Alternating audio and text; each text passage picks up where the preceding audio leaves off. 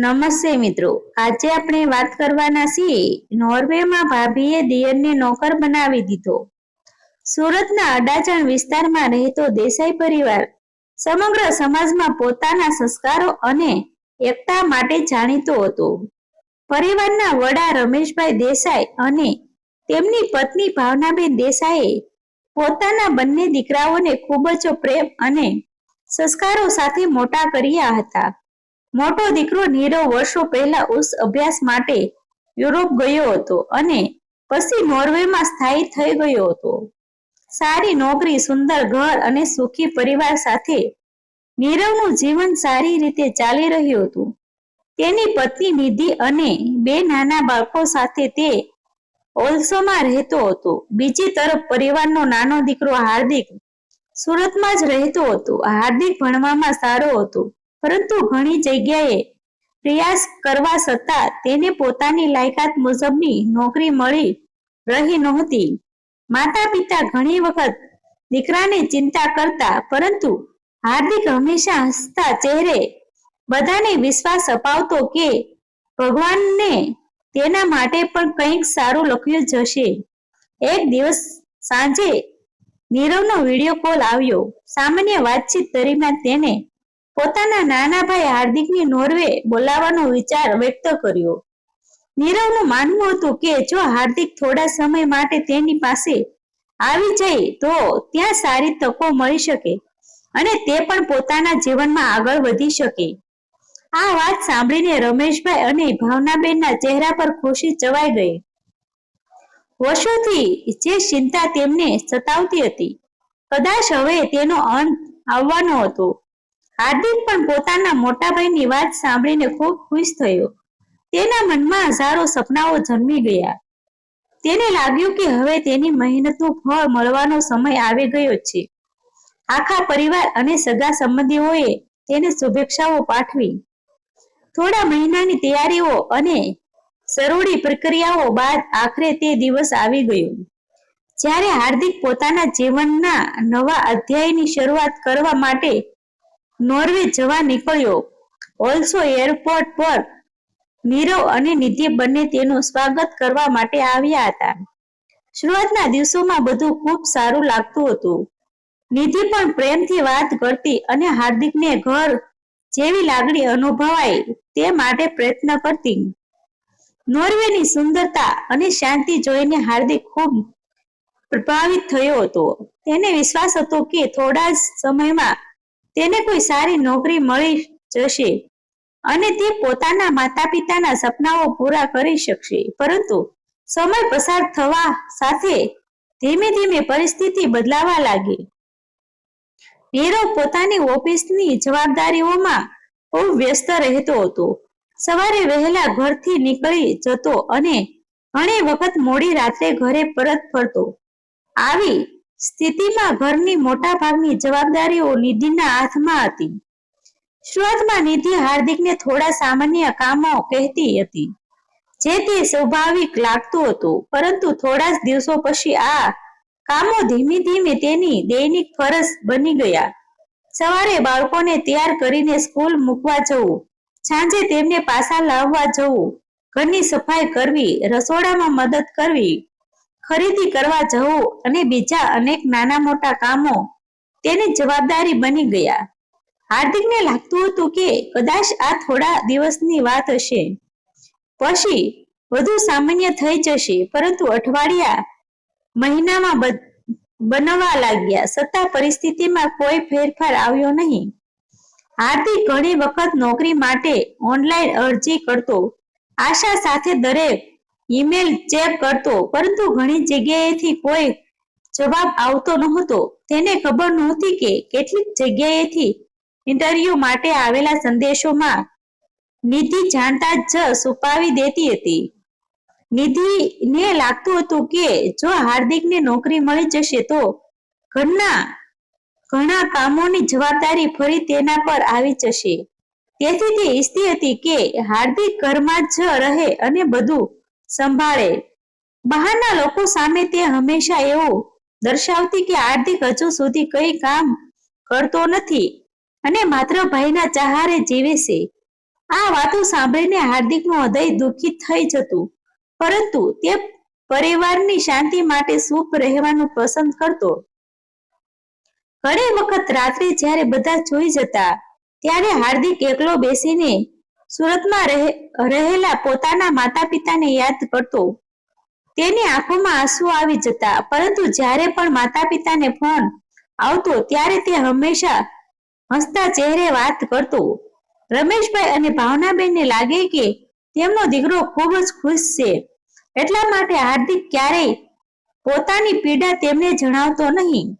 તે જાણતો હતો કે જો સારી વાત ખબર પડશે તો માતા પિતા દુઃખી થઈ જશે.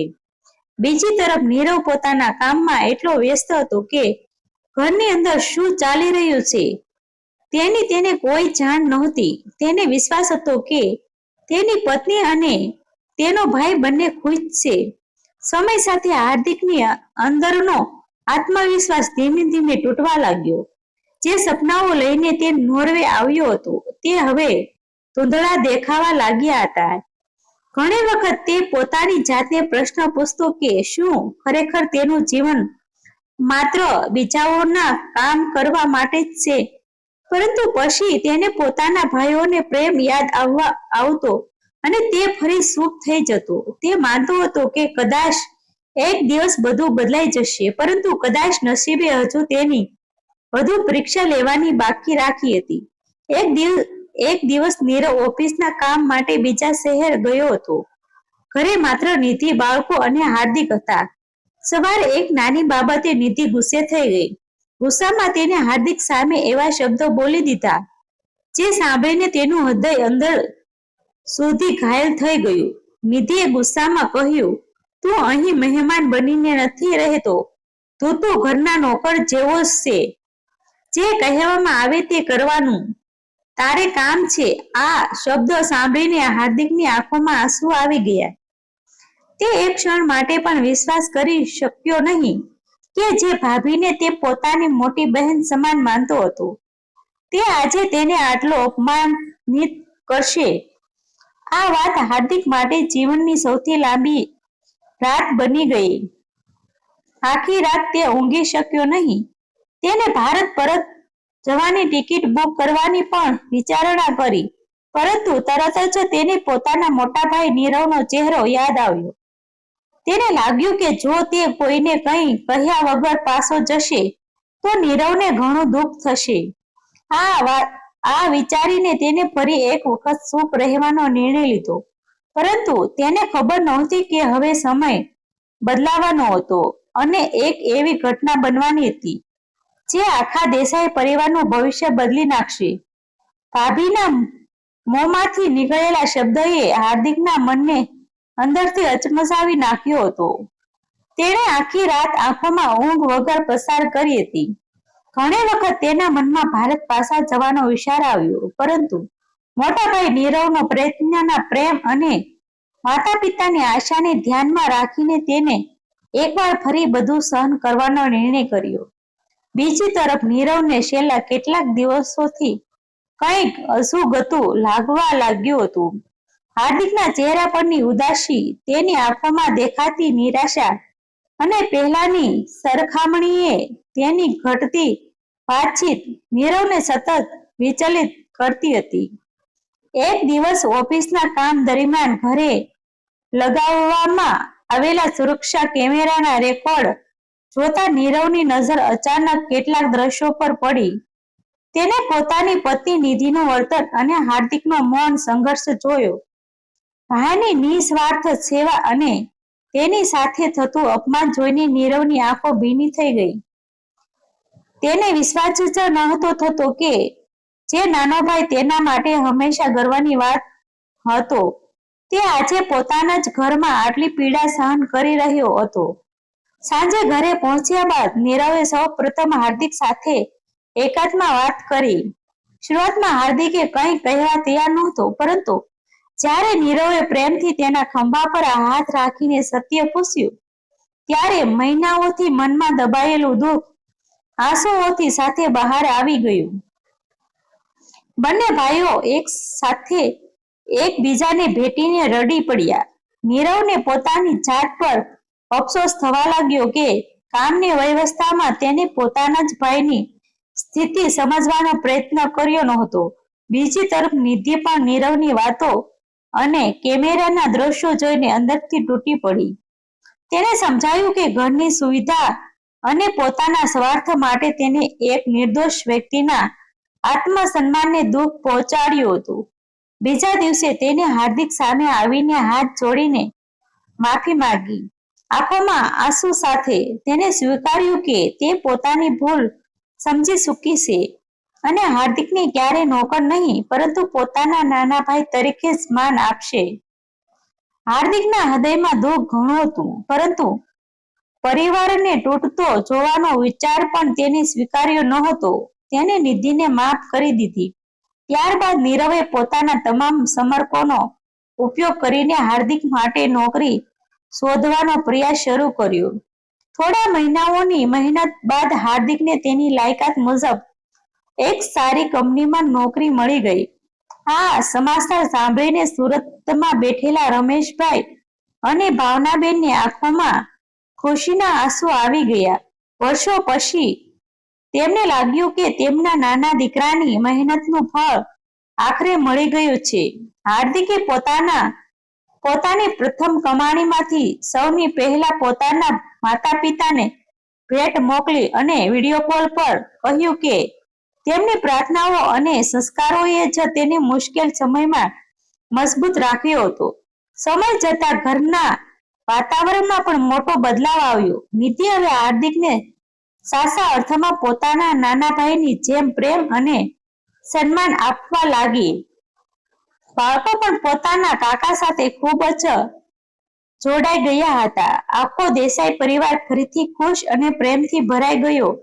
એક સાંજે પરિવાર સાથે બેઠા બેઠા નીરવે કહ્યું કે જીવનમાં પૈસા અને સફળતા કરતા સંબંધોનું મહત્વ ઘણું મોટું હોય છે.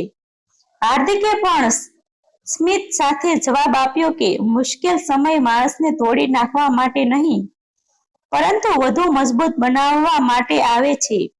અને એ દિવસ પછી દેસાઈ પરિવારની આ ઘટના દરેક માટે એક સંદેશ બની ગઈ કે જ્યાં પ્રેમ, વિશ્વાસ અને ક્ષમતા જીવિત હોય છે, ત્યાં કોઈ પણ સંબંધ ફરીથી નવી શરૂઆત કરી શકે છે. આ સ્ટોરી વાસ્તવિક ઘટનાઓમાંથી પ્રેરિત છે. પાત્રોના નામ અને કેટલીક પરિસ્થિતિઓ વ્યક્તિગત ગોપનીયતા જાળવવા માટે બદલવામાં આવી છે. આભાર મિત્રો. ગમે તો શેર કરી દેજો.